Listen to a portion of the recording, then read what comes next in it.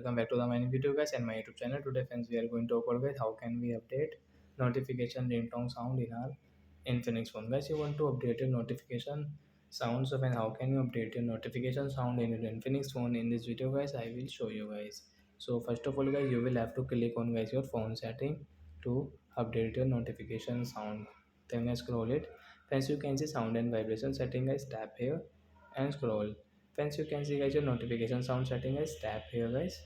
So friends, you can update from here. So friends, you can see your notification sound setting. As you want to add guys and notification ringtone, you can add from here guys.